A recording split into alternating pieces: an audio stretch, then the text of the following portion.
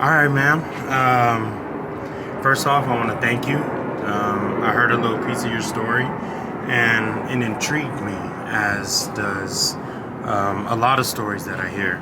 So we're gonna start brand new. I never interviewed you, so we're gonna start brand new here. Okay. Name, age, and current living situation. You want just first name or? You don't have to tell your real name, just your street name or... I don't mind sharing my real name. My name's Dana. I'm 40, and my current living situation is homelessness. Homelessness? Being I like provided to say for by the displaced. universe, but no permanent roof over my head on a daily basis. Okay. And can you tell me a little about your journey? About 3 years ago, I chose to walk away from a very toxic, abusive marriage. And my husband died and made sure that he left me without any assets whatsoever before he passed, and he knew he was gonna pass. Wasn't that nice of him? Yeah. But I chose to leave him before he passed, and due to that, me choosing myself and taking that leap of faith that God asked me to take, he has been providing for me ever since, even though I've been homeless technically. As long as I keep choosing myself and healing and doing the next right thing and having boundaries and saying no and mean it and walking away from people and situations and environments that are no longer healthy for me to the next that is healthy and beneficial to me, he keeps rewarding me. That's amazing. Do you believe in, they say God will never put on too much on you that you can't handle. Do you believe that? Oh, absolutely. And are you a believer? I'm not a Christian. I have a degree in Christian theology, actually. I am a pastor, but I'm not a Christian. I went to college for it thinking that I would find answers, and all I found was more questions that did not have answers. So I went in pursuit of my own answers, and in the process I found spirituality versus religion, which is only man's dogma for making money off of you being controlled. So Very good. What led to your current situation? A life of being abused by family and codependency and toxic cycles of continued passed down traumatic unhealedness. My family was unwilling to face the trauma that they endured and do anything different for themselves, and when they brought us into the world, it got passed on to us, and I was blessed with God saying, well, you can choose to do something different. And I met him face to face, and he said go, and I said where. Man, that's amazing. That's amazing. 90% of the people that I interview, they're not from Arizona. Now, are you from Arizona? No. I was raised in South Georgia. I lived all over the country, though. I could tell by the accent. Or not exactly where you, but I could tell that you had an accent. Not that it matters. It's just a coinkydink that 90% of the displaced population out here is not even from Arizona. It's almost like if they have a sign that says, hey, come to Arizona. But I'm guessing it's just the weather or just coincidence at best. I think it's a convenient drop-off location where the powers that be that are evil and vile have decided that they can drop all of us off like trash and make the most money off of us because they put us in the same location and control us and our factors and our environment the most. I like that. Yeah, that makes sense. What does a typical day look like for you? Well, since it's been over 100 degrees every day in the Arizona desert heat, it's usually chasing down some shade and some water. That's always it. And somewhere that other people who are homeless are not currently causing chaos and doing drugs at, or the cops aren't trying to run you off from.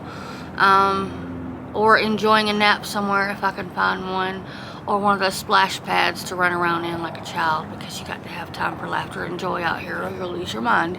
100%. I agree with you. Now, when I ask people, what's the hardest part about being homeless, a lot of them say like finding restrooms and things of that nature. Is that the same for you? Would you agree with that sentiment or no? No, I've been doing it long enough that I've learned the ins and outs, but I would say for me right now, I have 2 bags here. They probably weigh 60 pounds together. Wow. Carrying everything you own around on your person and not having anywhere to store your belongings can be physically exhausting in the heat. Yeah. And access to water, which is the most abundant resource on the planet, but you would be amazed at how many people do not care that you are thirsting to death in 115 degree heat, and you may literally die if they don't bless you with a cup of water 100%. and will run you out the store. Yeah. So I've seen it. What keeps you getting through your times as opposed to succumbing to your circumstance? What keeps getting you up every day? the peace I have now, the freedom I have now, That's awesome. the joy I have that can't nobody take from me, from continuing to choose myself, and the sanity I have gained, because 3 years ago, before I started choosing myself and loving myself, I was diagnosed with schizoaffective disorder, bipolar type, which meant I had schizophrenia and bipolar at the same time. Wow. And now I just have complex post-traumatic stress disorder from the trauma I have endured all of my life. But if I didn't tell you that and you didn't shoot a gun nearby me and watch me, you'd never know I had PTSD. So knowing what I came from and the joy and freedom and peace I have now, going back is not an option. Very well said. What are your hopes for the future? For myself or humanity or... Just you. What are your hopes for the future? Much of what we're doing right now, an equal exchange of I learned these lessons and gained this wisdom the hard way, and I hope to pass it along to other people who are deserving and worthy and can pass the message along and help the next one without them having to fall into the pit to get back out alone. They say a fair exchange isn't a robbery. Could you agree with that? Is not a robbery? Yeah, a fair exchange is not a robbery. Can you agree with that? I don't know. Never heard that before. Fair exchange, equal. Equal give and take? There you go. If I got all the 411, the deets on it to begin with, yeah. But most of the time, people don't tell you the full 411 up front. You find out on the back end. That's how it works. You know your stuff. Yes. What is something you wish people understood more about homelessness? That I am no less than you are, because I currently do not have a permanent address, and that you are probably one paycheck away or one mistake away from losing everything that you have and becoming a resident on the bench beside me right here. Should you make one bad investment or miss one mortgage payment, there is no difference other than your judgment and your ego that tells you that there is. I am as deserving of kindness and respect and morality and love as you are. I agree with you wholeheartedly. To go off of what you said, most people are a paycheck away, a slip, fart, burp, whatever you want to say, away from being homeless, and it can happen to anybody. And that's the truth. And you were dead on. You hit the nail right on the head with that one. What's been the hardest part about being homeless for you? Initially, it was not going back. It was believing in the programming and the trauma I had endured my whole life that told me I couldn't do anything on my own, that I wouldn't make it, that I didn't have any skills, and that I wasn't strong enough to do this, and thinking I had to go back. Yeah. But now the hardest part is keeping my head held high every day and having grace for other people in the midst of this every day. I'm going to pause right here for some. All right, so you just got through saying, we were talking about an even exchange, is not a robbery. And you were saying usually that it happens on the back end, which is really true. Are there places or services that have been particularly helpful to you? Yes. Today, what was the name of the church I went to today? The Presbyterian Church. Yep. On Oak. On Oak in Tempe. Hayden. Nope, it's in Hayden. No, Scottsdale. here. No, here. Oh, there's one here. Here. Yeah. Yeah, okay, very I'm sorry. kind. I'm sorry. Osborne and Hayden. There's one in Osborne and Hayden, and then there's one here. Yeah, the one in Tempe is the one I'm speaking of. Okay. They have drop-in and respite centers all throughout where you can lay, at least, sit for a while in the AC. Same with the one in Scottsdale. The YMCA downtown Phoenix. That's awesome. Yeah, they've been very helpful. That's That's awesome. Anyone else? No. Strangers, other homeless people will be the first ones to help you figure out how to What's get what you going on. need. That's awesome. And is there a particular experience you've had while homeless that stands out? Oh wait, one more. I'm Okay. sorry. Cloud covered streaks. Cloud Cover Streets. There it is, dude. Shout them out. And like I said before, is there a particular experience you've had while homeless that stands out? A particular experience. Yeah. Last year I lived for 6 months at the Cass homeless shelter in downtown Phoenix. And while I was there, people disappeared and died daily. And the staff and the cops and the social workers and the peer supports would just act like nothing had happened.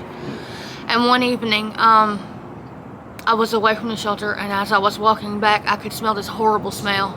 Oh no. And there were cops everywhere, which was normal. So I get to the corner of, like, is it Washington or Jefferson, the one right there at it, on the corner, and there was a body bag on the ground. And this elderly man who was 80 plus, a black man, had been stabbed like 60 plus times, they said, because his grandson was involved in gang activity, and the people that he had been messing with came after him, but they couldn't find him, so they got his grandfather. And they stabbed this man like 60 times and then set him on fire. He wasn't dead after all the stabbings, and killed him, obviously. But it took days to convince the cops to come remove this man's body from the sidewalk where it had been burned down, and finding bodies in the big green dumpsters all the time because people were being murdered and left there, and the cops and the staff saying to you, well, y'all are just homeless people. They got what was coming to them. Well, they were a junkie and they were going to die anyway. Yeah. That's sad. That's sad. That's very sad. And last but not least, do you have a Cash App, a Venmo, or anything that you can shout out? And if for anybody who feels compassionate or sympathetic to your plight, You will fund my account. that they Do might it? want to help. My account. Do you have one of those? Go fund my account? No, you have to tell me about that. I had to look it up because I could never remember it. It's fine. Brain. It is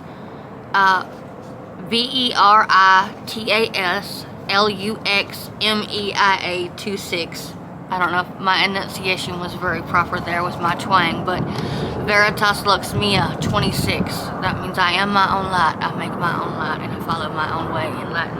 And there it is there.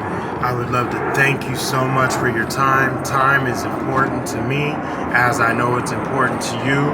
And this was a beautiful interview. And Thank you. The next time I see you, hopefully we can get a part 2 and an update. I would love to get an update with you. I love people who talk about something, and you had a lot to say here. Thanks, man. I And appreciate I think the people will really love and enjoy this interview from you. Thank you so much for You're giving me a welcome. piece of your time. I appreciate it. Have a good one. it. You too.